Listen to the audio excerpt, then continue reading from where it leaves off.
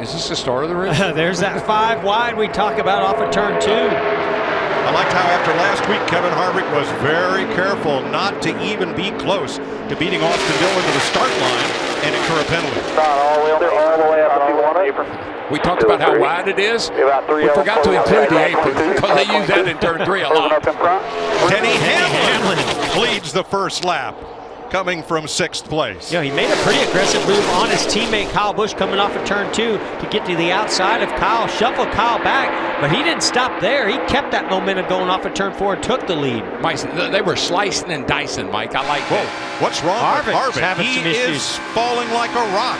With this aerodynamic package and horsepower, you just cannot recover if you have to check up. I have a feeling he got a little bit loose, maybe had to check up off the throttle, lost that momentum. Yeah, these engines don't recover quite as quick as what these guys maybe would like, but this package is pretty racy. Harvick has dropped to 7th as Hamlin leads lap 2 from Dillon, Almirola, and Stenhouse. Both the Roush Fenway cars qualifying in the top 10 this week. Well, and our pole sitter, Austin Dillon, he's shown great short run speed really all year long. It's just the long run speed. It's the handling in these corners. But today, so far, he looks like he's going to hang in there for a lot longer than he has. Fast forwards coming on the outside. Here comes Almirola and Stenhouse. The three bunch told me they packed that thing full of downforce this week to see if that was the problem. Right now, it looks pretty good.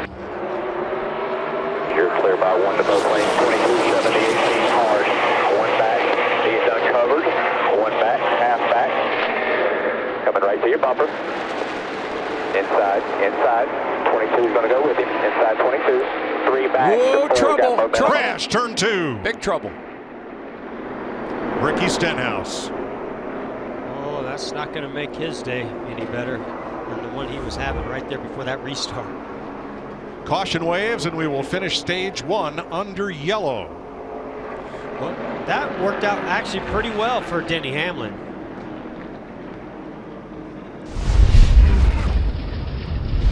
See the 17 right here in the kind of the middle. Stuck in the middle with you. Oh, baby. 4 wide behind him. He just gets a little loose. Probably got the right sides on that seam. Collects the 20 of Eric Jones. That turns him around. A little damage to the left front of the 24 William Byron as he collected the 17 slightly. Riding with Alex Bowman. Still middle 3.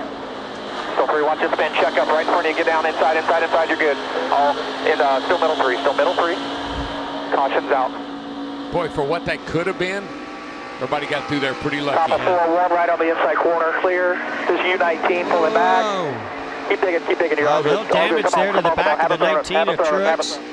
And the 42 of Larson. You see Larson, the 42, up against the wall with significant damage. He's already come to pit road. Here's where the damage comes to the left front of the 24 of William Byron. He just nicks the rear bumper of the 17. Now watch, he goes up, I think makes a little bit of contact with the 6 of Ryan Newman. Stenhouse is in, as is Larson. 3 to go in stage 2. And right now Chase Elliott is in the final stage point position. Sorry, Mike, that one car really stepped out big time right there in the middle of the corner. That car is loose.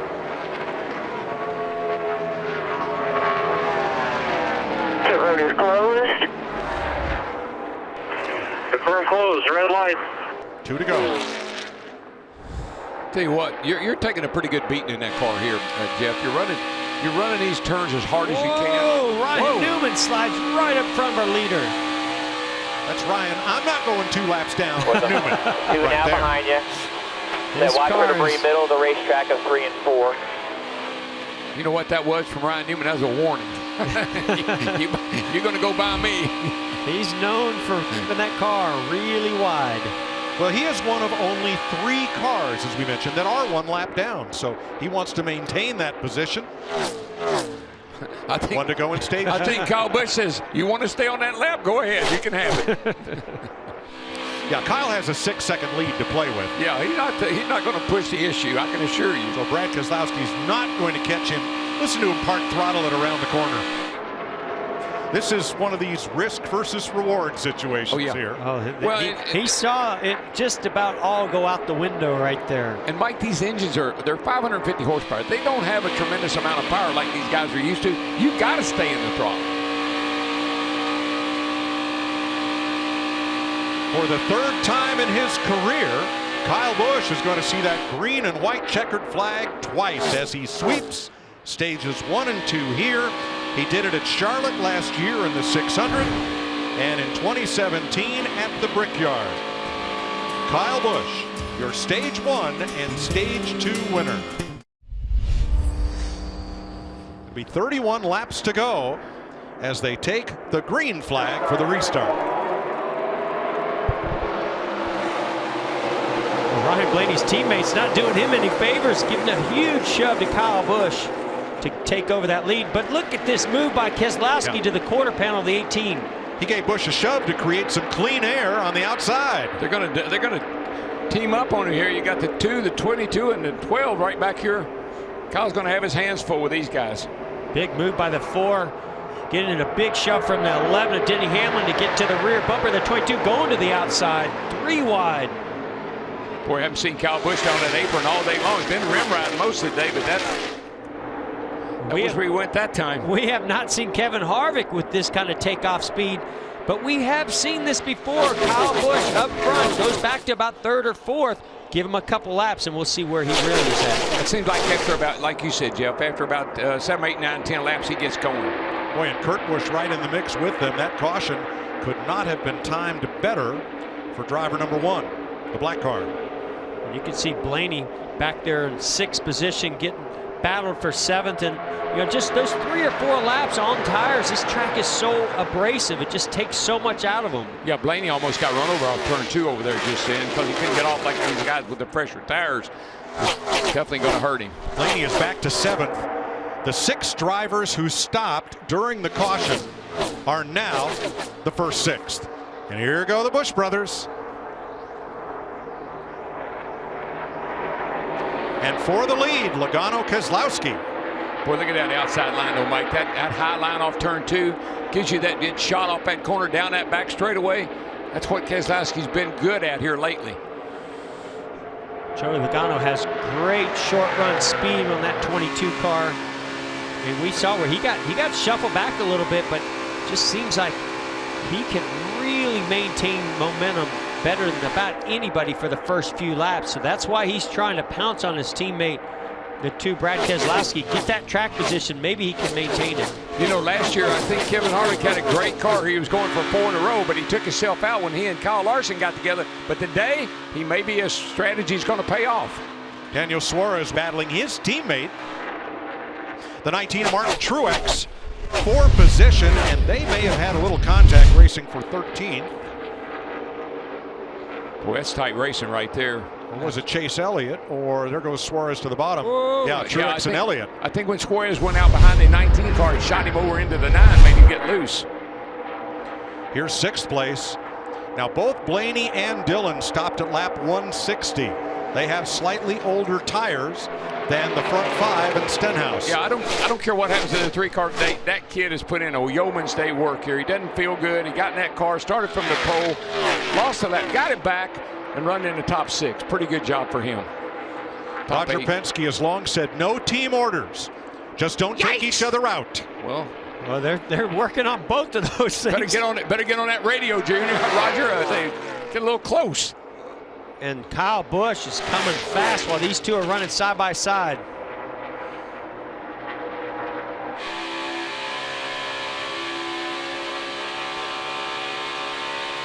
Boy, really nice job. Joey Logano battling, fighting that side draft, the 2 Keselowski. Now here comes Kyle Busch diving to the bottom.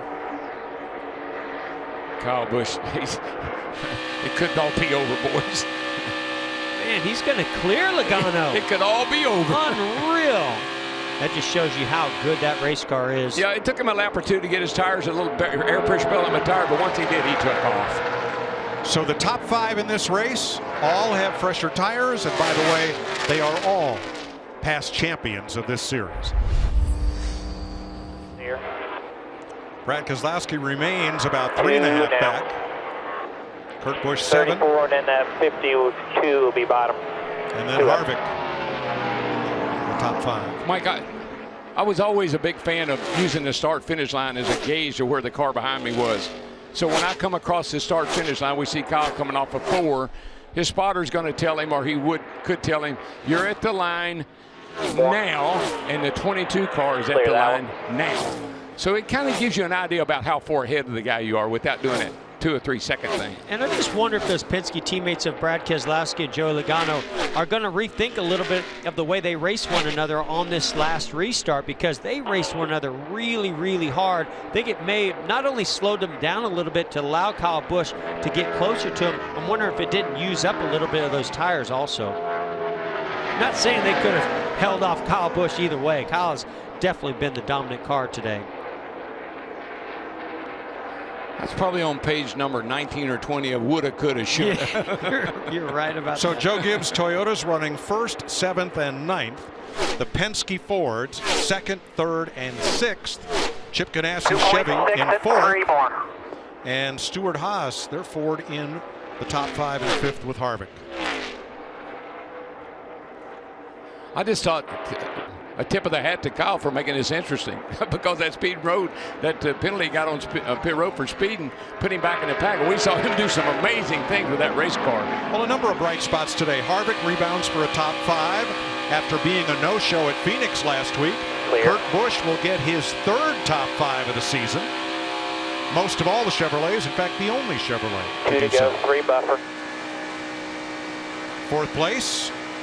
Under discussion here, Kurt Busch, Kevin Harvick, Chevy Ford battle. Yeah, With 2 to go. Ever since Kurt Busch made this pass on Kevin Harvick, I've seen his lap times drop just a little bit. Probably pushed it a little bit too hard, trying to get by Kevin Harvick. Maybe took a little bit off of those tires, or the balance started to change.